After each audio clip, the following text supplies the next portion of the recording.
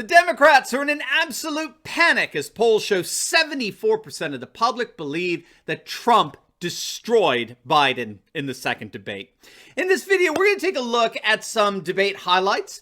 We're going to see how pundits were overwhelmingly blown away by Trump's performance, and we're going to see why this indeed may have been the final nail in Biden's political coffin for November 3rd. You are not going to want to miss this. Welcome everyone, Dr. Steve here with you, ready to bring you our latest episode celebrating the inevitable collapse of left-wing globalism and the unstoppable rise of a new conservative age. So if you haven't already done so, you know what to do. Make sure to smack that bell and subscribe button.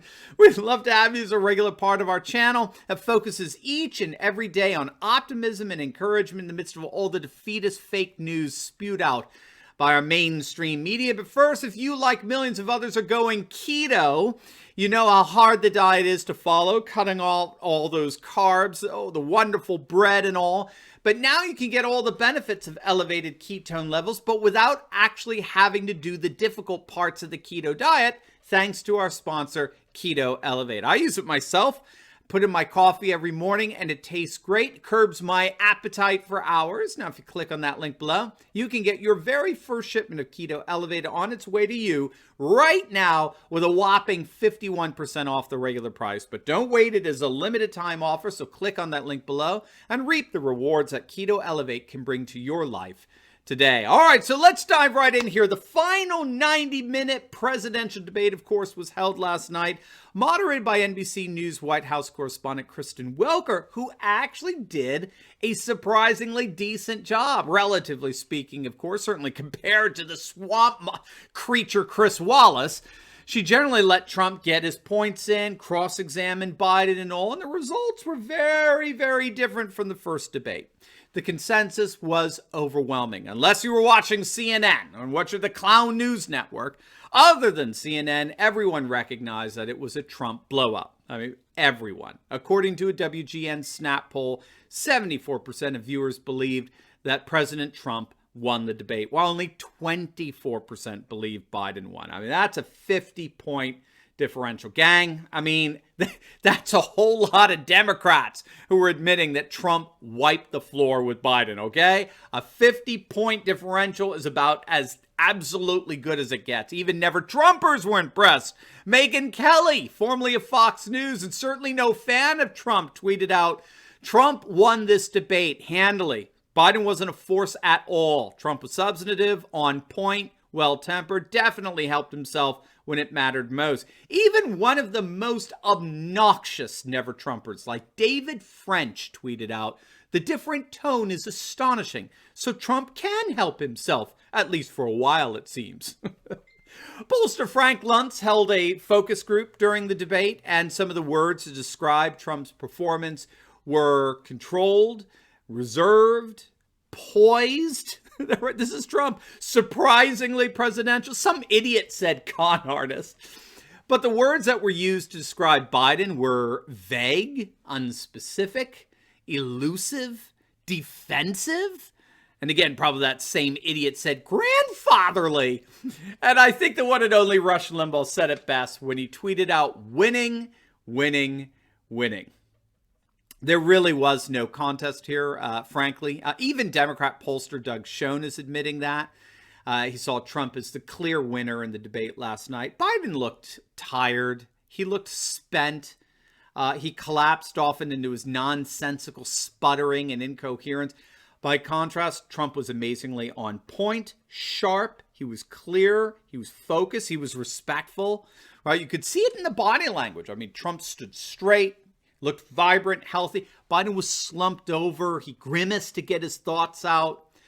Just from an optics vantage point, clearly Trump won the day. This is a very different Trump than from the first debate. Now, frankly, in the first debate, I think Trump's goal was clearly to make Biden look weak, which he accomplished, but perhaps in a way that backfired. Again, it's hard to tell given how contaminated the polls have been over the last few weeks. But there was no doubt that this debate, Trump came across as presidential. He came across as in command of the issues.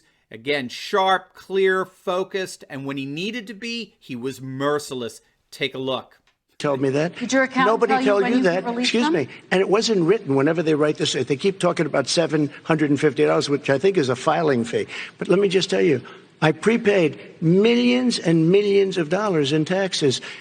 Number one. Number two, I don't make money from China. You do. I don't make money from Ukraine. You do. I don't make money from Russia. You made $3.5 million, Joe, and your son gave you. They even have a statement that we have to give 10% to the big man. You're the big man, I think. I don't know. Maybe you're not, but you're the big man, I think. Your son said we have to give 10% to the big man. Joe, what's that all about? It's terrible. All right, gentlemen, I want to ask you both some questions about all of this, but I'm going to let you both respond. Now, that was just one of a number of solid hits that Trump got last night. Trump effectively got the corruption out there. He bypassed the mainstream Marxist media blackout and got people searching on the internet about Biden and his corrupt influence peddling. Dick Morris said it was like Radio Free Europe, breaking through the Iron Curtain, right? Broadcasting the truth. That's a great description of what Trump did on that debate stage last night. Note, too, that Biden at no point in the debate denied that the laptop was Hunter's, that the emails were authentic. It was pretty revealing, for sure. All he said was that I never profited off a foreign country, which would be a pretty interesting statement to corroborate through some investigative reporting, would it not? Now, the big moment of the night, in my view, was when Biden lost Pennsylvania last night. And that's because Trump got Biden to admit that he wants to get rid of the oil industry. I mean, it was pretty stunning. And even Trump said, I hope you heard that, Texas. I hope you heard that, Pennsylvania, Oklahoma. This guy wants to get rid of half your jobs. I mean, Biden's already lost Texas, right? That's a done deal. Democrats are so far behind right now in Texas, it's ridiculous. But Pennsylvania, my, oh my. Now, Biden tried to weasel his way out of the accusation that he would ban fracking by saying that he would ban fracking only on federal land. Right? Only on federal land, I said. Oh, really? Hear it for yourself. Well, like, what about, say, stopping fracking and stopping new pipeline infrastructure and Now, you heard it yourself. What about banning fracking? What about banning the pipeline? Did Biden at any point in that exchange say anything other than agreement? Yes, right? Yes, we'll ban fracking. Yes, we'll ban pipelines. And getting rid of the oil industry involves banning fracking, doesn't it? So he's an absolute liar. Look, he had to drop out of the 1988 presidential debate because he was caught in lies. He claimed he had 3 college degrees, that he graduated at the top of his class. He actually graduated at the bottom. He barely got 1 degree. He's a plagiarist. He's a clown. He's not even worth serious consideration at this point. I mean, he never was in my estimation. All right, so what are we seeing then this morning from our pundits? Well, as of this morning, we're beginning to see more and more pundits come out and predict that Trump is going to win, right? Jack Posobiec over at American Network, he was in the press room and overheard a well-known but unnamed correspondent from a leading anti-Trump network saying, it's going to be a long second term. You can say that again. And they're already starting to walk back. Did you see this? This, gang, this is from the Washington Post. If Joe Biden loses, it probably won't be because of an increase in GOP voter registration. Whoa, wait, what? Hold the phone here. Wait a minute. If Joe Biden loses? What are you talking about? 3 weeks ago, you saying the election was over. Biden's up by 14 points. There's absolutely no way that Trump can come back from this. So why on earth are you this morning positing this hypothetical? Well, before we answer that, I do want to personally invite you to our special On the Brink Benefit Conference. It's an online conference on Saturday, October 31st, featuring me and Red Eagle Politics, which is an awesome poll analysis channel that you'll definitely want to check out. The virtual conference is going to help you think better and therefore feel better about November 3rd and beyond. So what we're going to do is we're going to discover what to expect on November 3rd from Red Eagle. We're going to look at what's really behind the rise of a new conservative age, how nationalism and globalism will continue to face off well beyond November.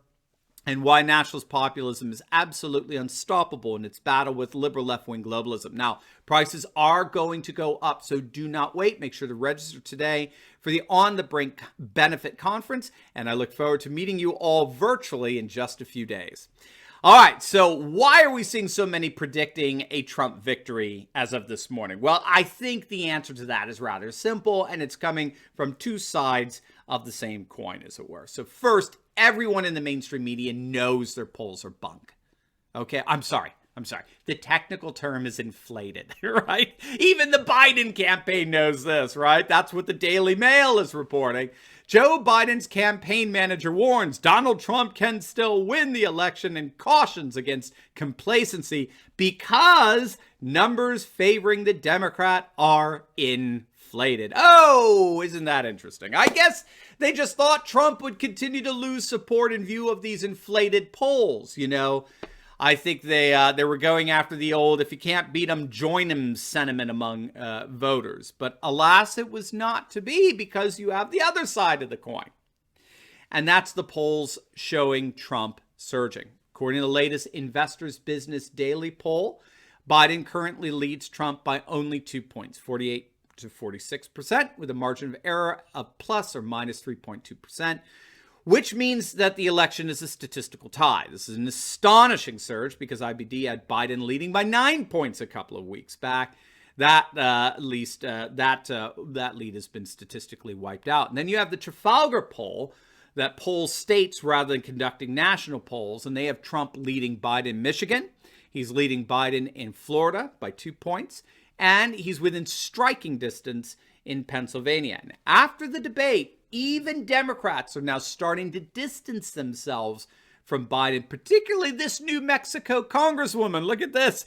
She was so quick to denounce Biden's call to abolish the oil industry. Hey, he's not speaking for me. Don't think that I'm on board with him on this, which of course is another way of saying that she's with Trump when it comes to energy production and independence. So needless to say, I think we're beginning to see the Democrats panic here. Okay, they're seeing the vote tallies coming in with the early voting over the last couple of weeks. And it is absolutely nothing like they had hoped. Trump is killing it in Ohio. He's killing it in Florida. He's killing it in Arizona. Did you see this? This as well. The black vote is not just underperforming at 2016 levels, but check this out. This is from Rasmussen. Look at this. As of today, October 23rd, Trump has a 46% approval rating among blacks. As I understand, it is the highest ever recorded for Trump. Nearly 50% of blacks approve of Trump's job performance, and a higher number appears to be going to Trump, voting for Trump this election than ever. Trump may get double digits in the black vote. That would be utterly stunning. This is what is completely panicking Democrats. That, along with the youth vote. The youth vote's a wash. It's down 75% from 2016. I mean, Biden's coalition is unraveling right before our very eyes. So, of course, we'll be keeping our eyes on how things develop here. But when all is said and done, President Trump couldn't have had a better debate. And as things have already been aligning in his favor prior to the debate, such a strong performance is only going to escalate and expand his lead heading into November. Now, before you go, make sure to like this video, comment down below, and subscribe to my channel. And you'll definitely want to check out my latest video. I just uploaded it. You're going to love it. On how Joe Biden is absolutely leaking support as bombshell revelations continue to sink his campaign. You are not going to want to miss that. So make sure to click on the link, and I will see you over there. God bless.